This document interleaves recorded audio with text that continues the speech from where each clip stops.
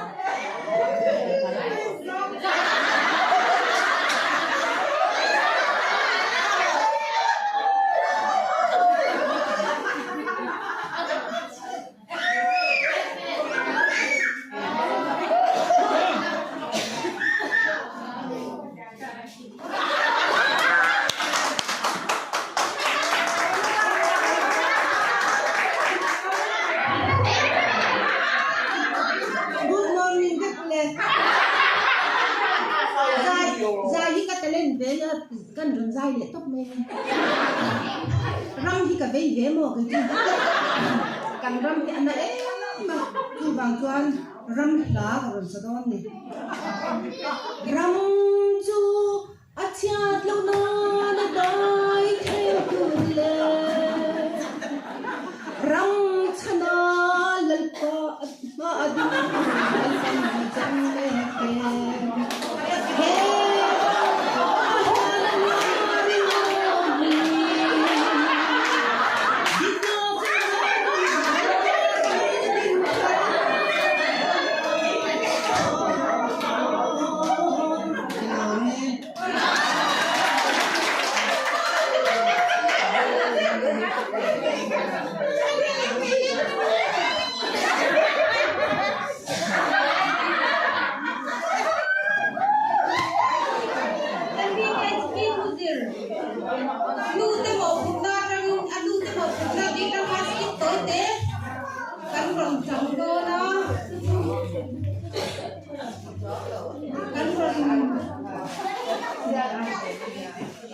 ai chẳng có lần này thì cùng xuống thì em mua cho một mà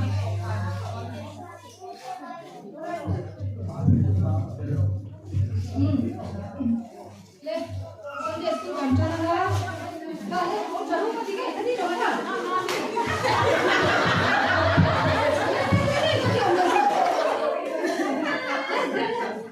ngay cháu lên với là cái gì cũng xem cũng phải xem thì cả ấy tổ xuống đấy xem cũng phải xem cứ nghe xem cũng chút đấy thì còn không xem ăn đi đâu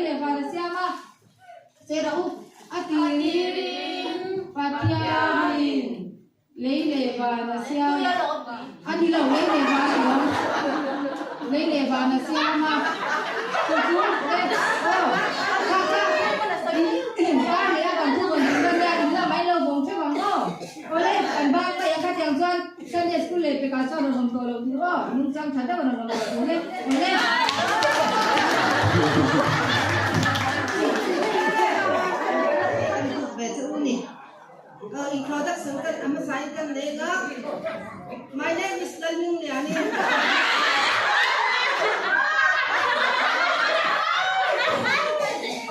Ini ayan ni. Ang sama tayo ni ano kala ano punya ko kasi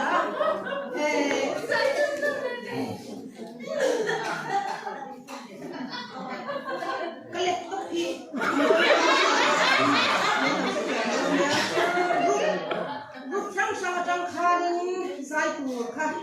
in lo chua ka nga ti chuanin ka ko piang kha in lo chua ka nga Esteri group atangyan la lal ming lui sa ka ni lo so ma ko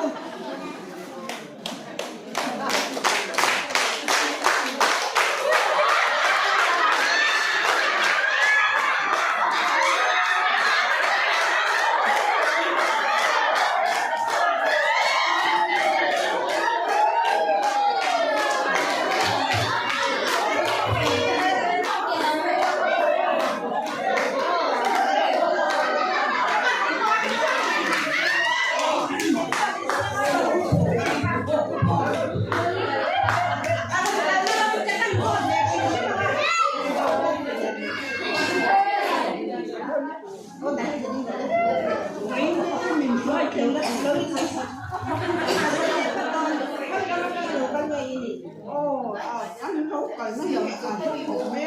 như giòn con thì cái thằng ăn lục thấy nó mồ in qua sai nó te chai hình tất thì ăn chẳng cần quá rồi đấy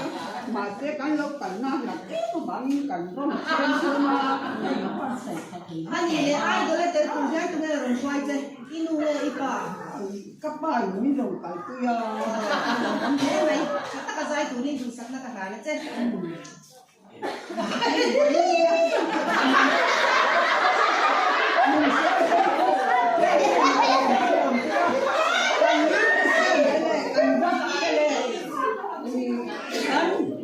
men bát tê mà lòng thủ cái lòng tê này căn lấu chế vùng mấy nhé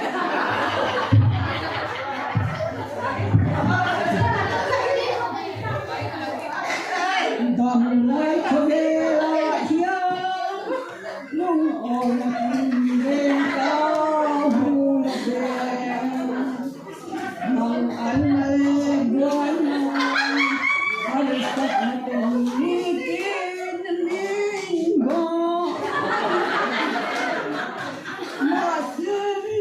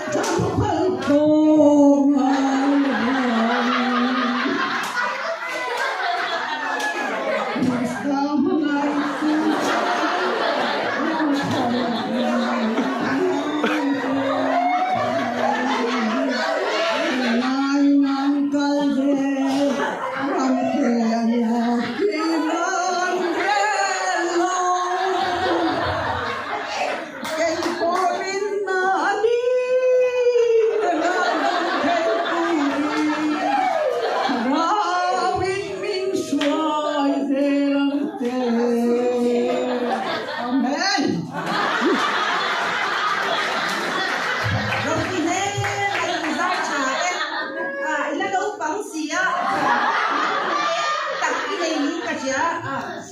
ita le je na tura du sak na kana na te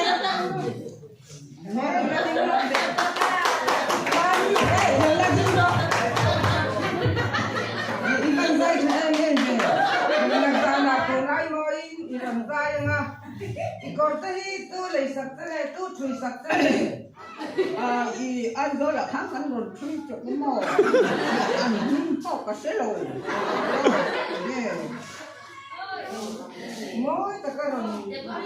tôi đem cái cái xe tôi nó mình mai cái tôi là mình phải cái rồi cái xe cái rồi lắm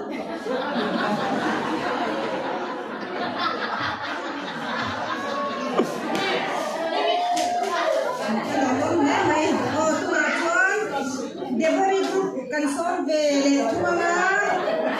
anh đi à yan nila ram kai sa đi thì dai kuri lâu so mang lên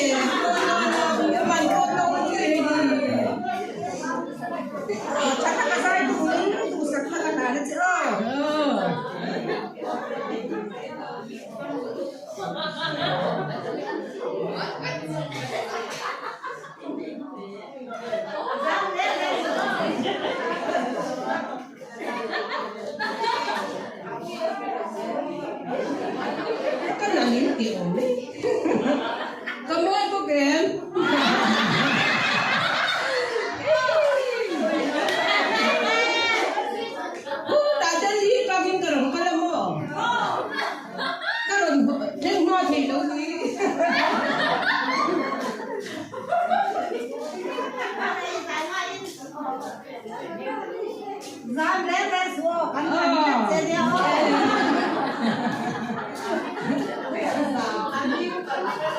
Cái chú lá cái trên bông là nấu bằng nào cái sả đồn là mò nấu bằng dầu teo nấu ngay thân teo thân đầm đi thế là con ơi sầm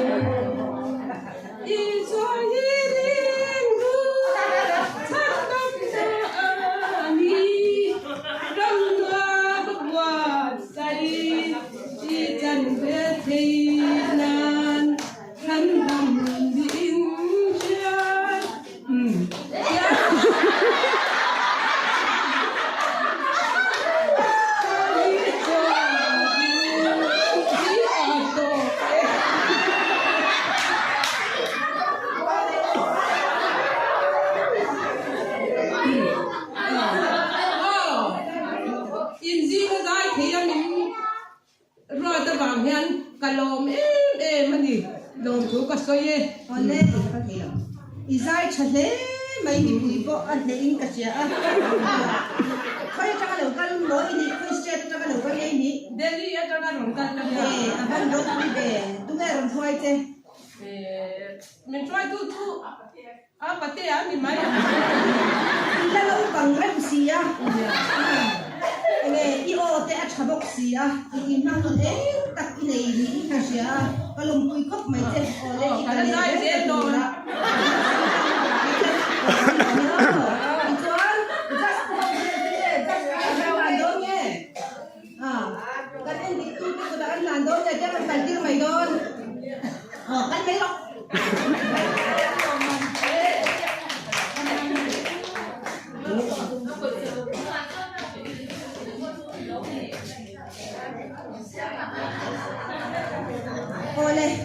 Hiện giờ khang cái của lâu in soi thì mình là hay cái dress cái design dòng song hi u chuan te mình design anh nhá cái mai ta có hi đủ to cả design anh thì cái cần soi về nè mình tu na chuan Ruthi group atangin zai turin la Tang môi khỏi mà là xem anh chuột ống anh cả xia cái gì ta bây giờ zai thiam kan han nei đi aro quy hết cả xia na contest na tel lo hok ta ko ila kan enton na taran chale ka xia ma so na tu ta tak kan nei ni in ka xia kan zai hetaron zai tu te ho kha an thiam ole en la ngai ron sakon le Asyong mong chui jangin. khoi cha ka lo kan nge ini khoi district kan lo kan nge ni Kolasi district atong local kami. tu nge ron choi che Anu no le apa pa. ni ma sa ka cha em Oh, chakop mai. ka lo ka nge cha ta ka zai tu rin tu sak na ka la na che Hello me. Asyong mong chui jang hiya. Loi har ngin. San me boy na tiya. Ni bin wan china. Chẳng quay tu re ông long hiya. Xin mong chừng. Lời qua bi say na ilun. Chừng amen hallelujah.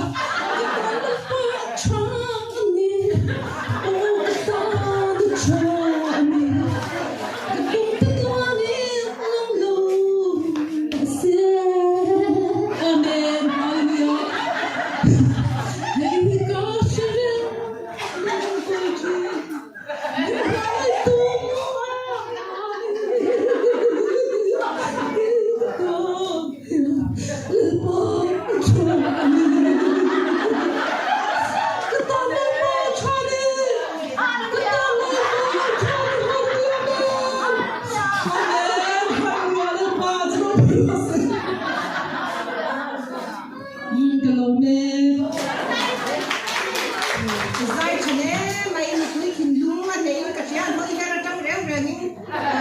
ma nei le ka sia nang ko yo te cha yo phone te mo e na yo pe te adik le ka sia ma e tak nei ni ka sia ka le de zer na tura du sak na sa per ka na che no le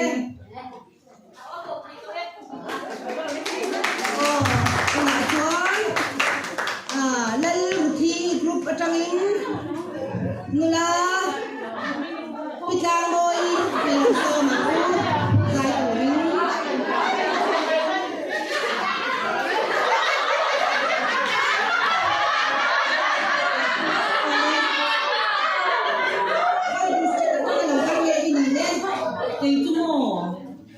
Israel emaudai rekum kali iran kat la fia le mai kin nge idol tu ti te po hi ron sia jok le ngoi te taselau ai yang ni da ka tang ni sia ni kari ma kan sai sak le ga ni chuan em la ge ron sak don le taselau enge isa kang eng ko ni se idu du isa aga Ituanin anile tunge ron kalpui che ime kala ko ada kami anile kata ka zai turin tu sakna kan lan cho tala sok tu ko kasi laba emau ta sameng emau tong dai rele kumar ta hoal jin pandi Hãy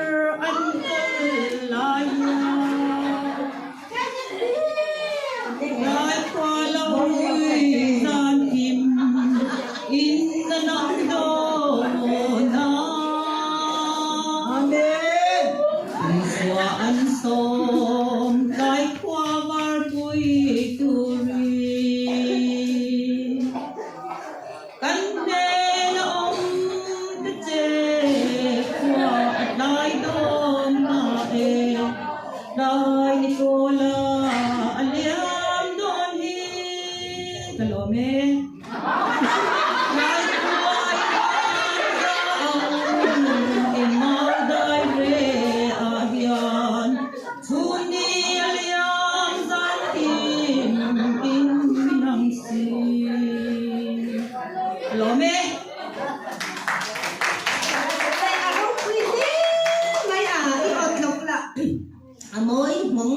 hồng á thì là còn sakin nè tôi cần nè ini atui so ole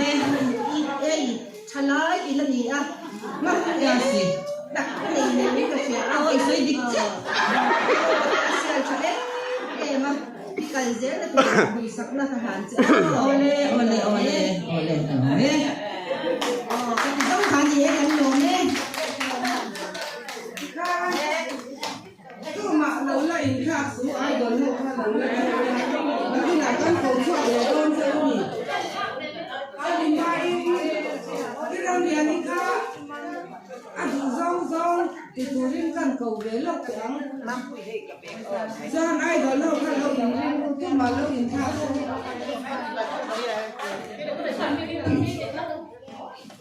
thì đầm tới là cái cả hắn không vậy thôi mất đầm tới là cái lưu ta thì thu tập cần sấy là cần nghề và thiên khỏi nó cả chẳng nó sấy nên mà nhìn rộn ràng quy nó thế cả trong nó sấy nên mà nhìn trong trái quy nó vàng ý lại muốn làm yang cả lỗ tiếng thế á lỗ ông cả tiếng râu bụi cả tí mấy chú chú ý mi cô lại yang cần về là yang đi cái nào cho không cái nào cái này với in đi hơn lâu xoay trên ai gặp lên ông mà iho le la mà lâu mặc don sẽ mà xoay để don sẽ mi don phun la cái don xoay để tia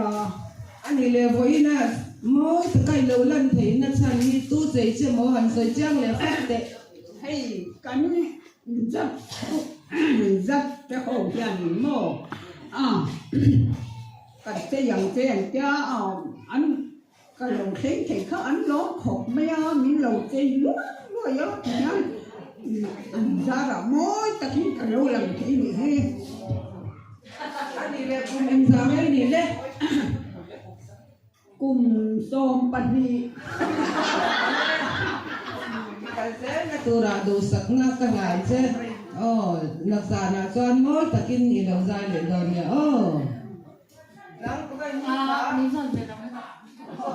Ola ruti ni mấy nó anh nhìn lên một chi của mình ra đấy so pangan anh để là đi về đến tu mang cút thôi đâu one mình sẽ đi mình 1 7 2 3 Hãy subscribe cho kênh Ghiền Mì Gõ để không bỏ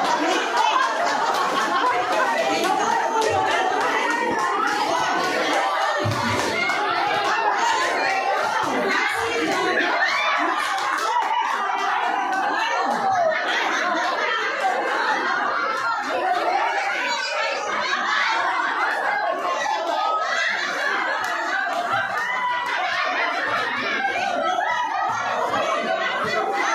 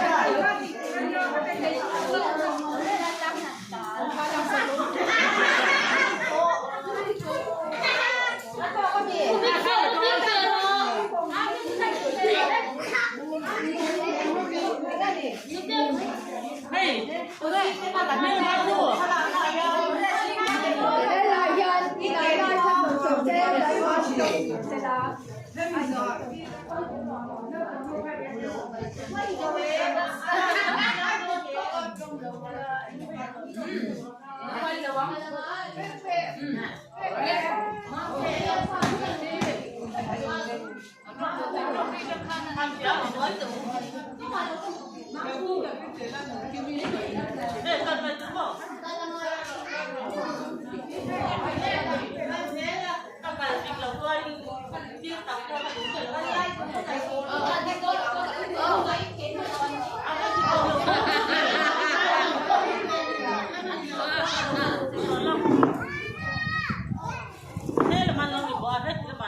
Mì Gõ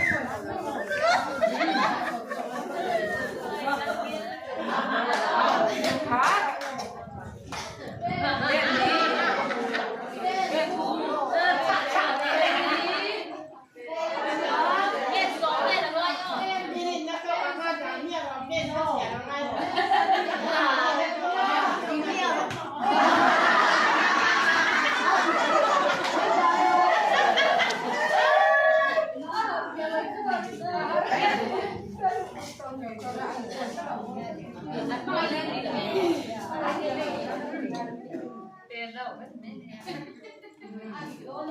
không bỏ